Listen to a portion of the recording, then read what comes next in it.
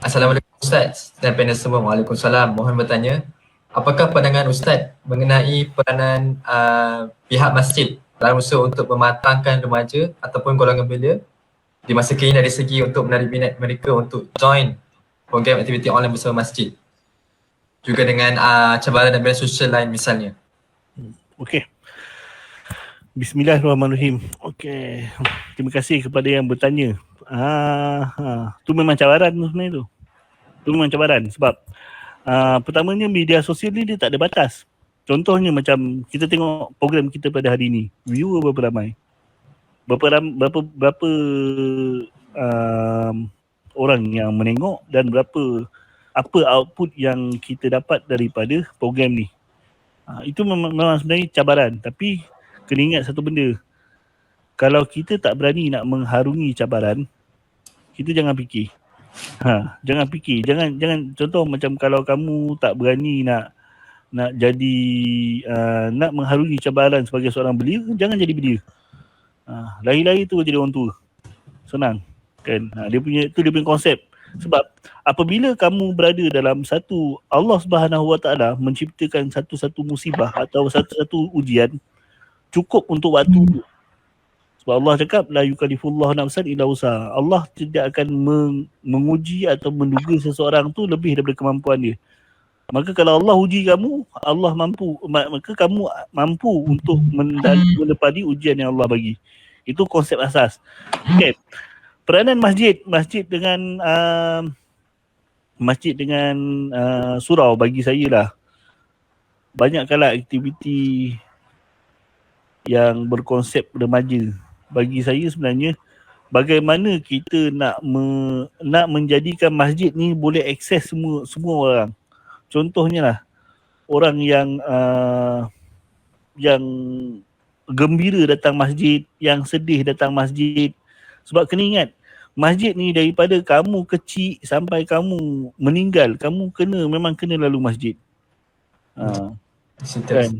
Setiap fasa kehidupan tu kamu kena lalu masjid. Sekarang ni kita kena sediakan akses untuk satu komuniti masjid bagi remaja yang memang easy access untuk satu remaja tu. Dia orang boleh sentiasa masuk dalam masjid, tak ada sekatan. Kebanyakan daripada masjid-masjid zaman sekarang ni, apabila remaja nak masuk dan join community tu, mereka macam adakan satu border daripada golongan remaja tu sendiri. Dia adakan border. Okey, yang ni golongan remaja tak boleh masuk. Golongan remaja tak boleh join pengurusan masjid. Golongan remaja tak boleh join masjid punya komuniti. Jadi sampai bila diskriminasi benda ni berlaku? Apabila berlakunya ketidaksamaan ataupun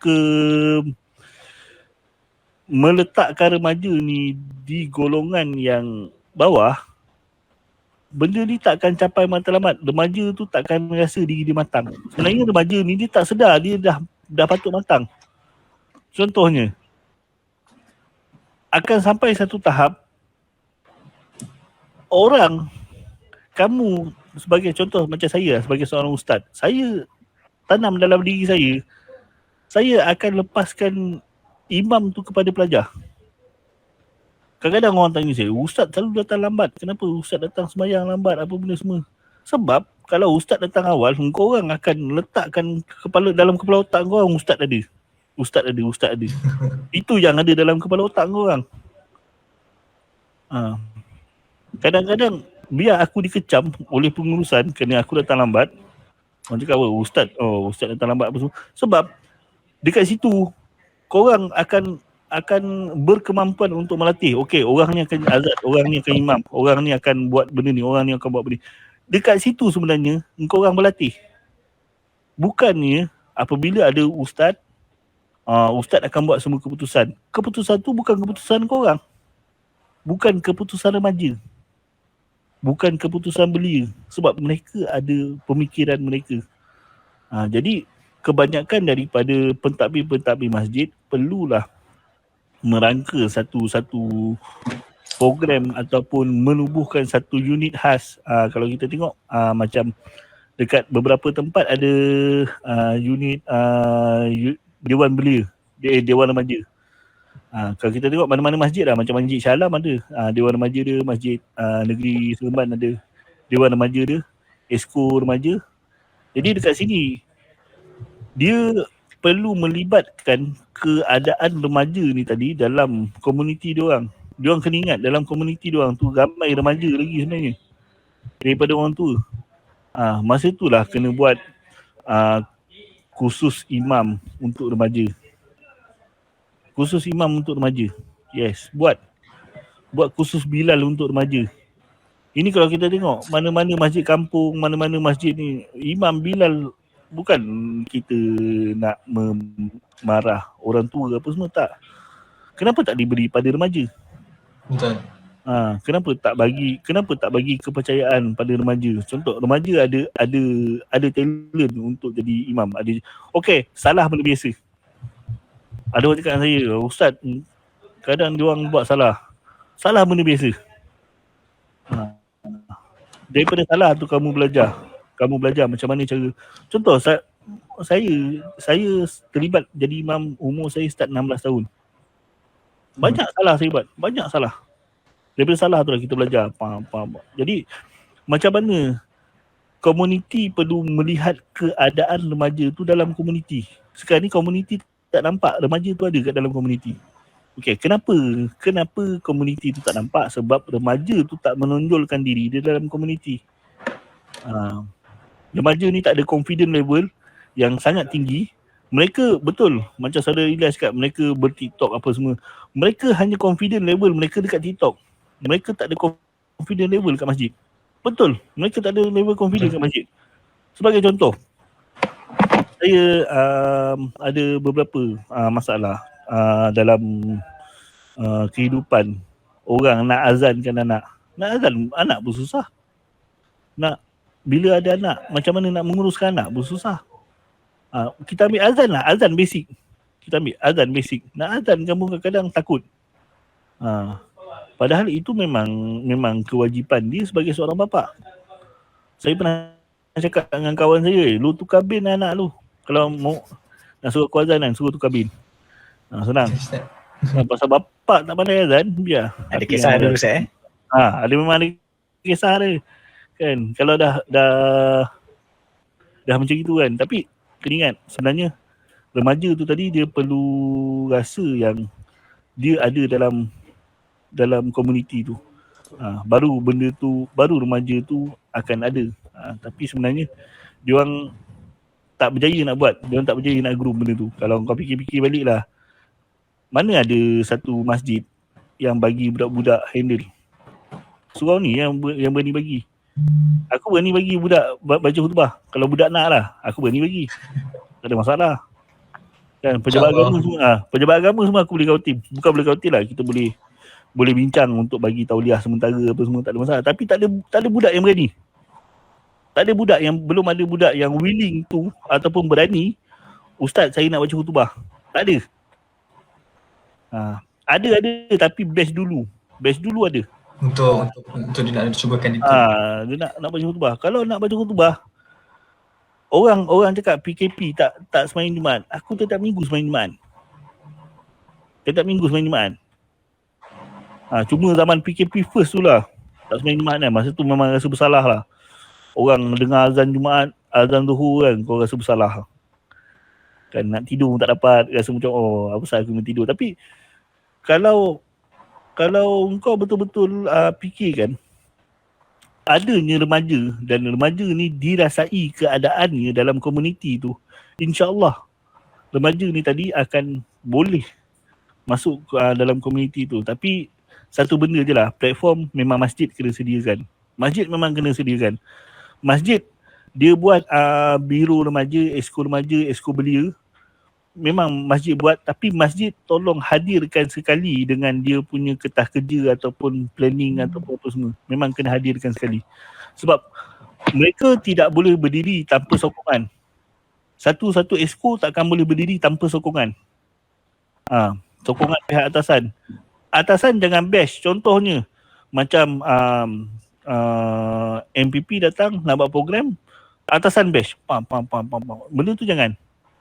Bagi peluang. Contohnya surau punya platform, kalau siapa nak buat program, aku cakap aku willing tu. Kau buat program yang mengarut pun, yang memang bagi aku benda tu tak masuk akal, tapi boleh try. Boleh try. Kalau nak. Ustaz, saya rasa nak buat program ni lah Ustaz. Nak buat program, kita jemput penceramah-penceramah, kita buat dengan Astro Oasis ke apa ke. Betul, benda tu nampak mula-mula mustahil. Benda tu mula-mula nampak mustahil, tapi sebenarnya tak mustahil. Kena ingat, sebab zaman dulu aku meletakkan budak kasidah. Budak kasidah dia punya matlamat dia satu je dulu. Dia nak buat persembahan kat Putrajaya. Dia cakap tahun 2012 tau. 2012. Aku masuk kerja sini bulan 10. Bulan 12, dia orang cakap, Ustaz, kita buat perform betul-betul sampai kita dapat buat persembahan dekat Putrajaya. Kita buat persembahan festival belia ke apa. 2015 kita orang dapat buat persembahan festival belia. Betul, benda tu memang tak, engkau bermatlamat hari ni, engkau takkan dapat besok. Kalau cakap dapat besok tu memang, kan memang hebat lah. Kau memang kau gifted lah. Tapi dengan perancangan yang betul, dengan takdir Tuhan, dengan qada dan qadar yang ada ditakdirkan kepada kamu, insya-Allah boleh berlaku. Cuma sokongan perlulah, sokongan daripada orang yang mentadbir masjid. Maknanya kalau kamu nak jadi orang yang bagus, kamu kena buat latihan, buat program setiap minggu, buat program setiap bulan. Bila ada program setiap bulan, orang buka mata, kamu ada platform, kamu ada nama. Bila kamu ada nama, orang akan panggil. Lama-lama kamu akan berjaya. Bukan kamu cakap kamu nak berjaya hari ni seperti kan cakap macam ni pun terus berjaya. Kan Nabi cakap, ada setengah-setengah orang, mereka sangka mereka beriman. Mereka sangka iman tu umpama lalat yang datang, hinggap kat hidung, dan mereka, lalat tu boleh terbang dengan kelipan mata. Mereka sangka begitu, tapi sebenarnya tak. Benda tu susah. Benda tu satu benda yang kamu perlu groom, kamu perlu asah, tapi bermula daripada dua benda. Mula dia, macam cakap peranan masjid. Yes, peranan masjid betul, program masjid betul. Yang kedua, belia tu sendiri. Ya. Tapi sebenarnya bagi saya, first belia tu lah.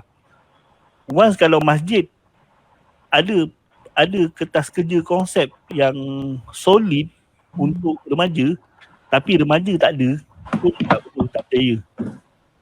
Kalau remaja ada persiapan, ada remaja yang solid, tanpa masjid yang mantap pun tak berjaya juga. Sebenarnya dua-dua memang memainkan peranan yang besar bagi saya lah, dalam untuk menjayakan remaja yang memang terikat hati dekat masjid ni. Memang dua-dua ni berperanan, masjid dengan remaja. Tanpa masjid, remaja tak ke mana. Tanpa remaja, masjid lagi lah tak ke mana. Okay. Jadi itu mungkin boleh menjawab soalan tadi. Wallahualam.